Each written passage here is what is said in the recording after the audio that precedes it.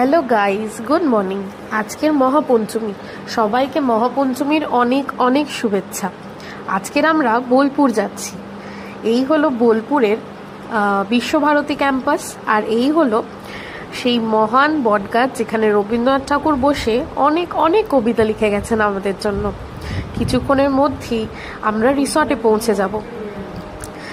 এই হচ্ছে রিসর্ট, এটার নাম হচ্ছে মায়াবন রিসর্ট। আগেরবারে ব্যস্ততার কারণে আমি তোমাদের এটার ঘুরে দেখাতে পারিনি আর রুম টুরও দিতে পারিনি, তবে এবারে অবশ্যই দেখাবো। এটা হচ্ছে রিসেপশন এরিয়া, এখানে একটা দোলনা আছে, আর এই হচ্ছে লনটা বাইরের ভীষণ সুন্দর, ভর্তি গ্রিনারিজ দিয়ে ভর্তি, মানে এতটাই সুন্দর যে তোমাকে আমি কি বলবো। আমরা প্রত্যেকবার এখানে উঠি। আমার পার্সোনালি খুব পছন্দ এই রিসর্টটা। যাদের যাদের রিসর্টের ডিটেলস লাগবে আমাকে ইনবক্স করো, আমি সবাইকে ডিটেলস আমি জানিয়ে দেবো। আর যেটা এখানে নতুন একদম ব্র্যান্ড নিউ অ্যাড হয়েছে সেটা হচ্ছে এখানে সুইমিং পুল। এখানে সুইমিং পুল আগে ছিল না, এই জাস্ট আগের মাস থেকে এদের সুইমিং পুলটা স্টার্ট হয়েছে। ছোটোখাটোর মধ্যে বেশ ভালো।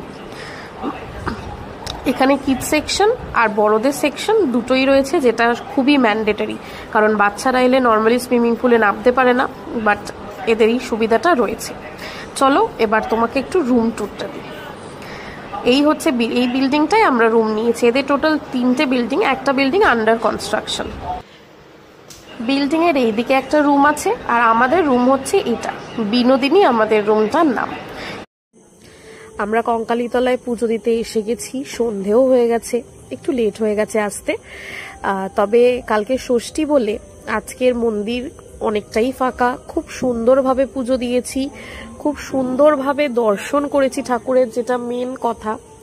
আর এখানে যেটা সব থেকে পবিত্র জায়গা সেটা আমি একটু দেখাই। এখানে মায়ের কোমরের নিচের অংশ পড়েছিল, এটাও একটা সতীর পিঠ, মানে এটা আর একটা পিঠ বলতে পারো। তো এই কুণ্ডটার মধ্যে মায়ের অংশটা পড়েছিল, তাই এটা খুবই জাগ্রত। আর এই হচ্ছে কোপাই নদী, ঠিক মন্দিরের পাশে গেলেই তোমরা দেখতে পাবে কোপাই নদী বয়ে চলেছে। আর এই জায়গাটায় সন্ধ্যা আরতি হয়, তো আমাদের এখনো সন্ধ্যা হয়নি বলে এখনো আরতি শুরু হয়নি। তো হোটেলে এসে গেছি, আমরা চা নিয়েছি, সাথে নিয়েছি ফ্রেঞ্চ ফ্রাইস। আমাদের ডিনার এসে গেছে। আজকের আমরা ডিনারে নিয়েছি আলু ভাজা, ভিন্ডি ভাজা, একটাতে আছে পরোটা আর একটাতে আছে রুটি। ওকে, তো আমাদের ডিনার কমপ্লিট। আমরা একটুখানি ওয়াক করতে এসেছি, তো ওয়াক করে ঘরে ঢুকে যাব। আজকের দিনটা ভালোভাবেই কেটে গেল, আবার দেখা হবে কালকে। চলো, গুড নাইট।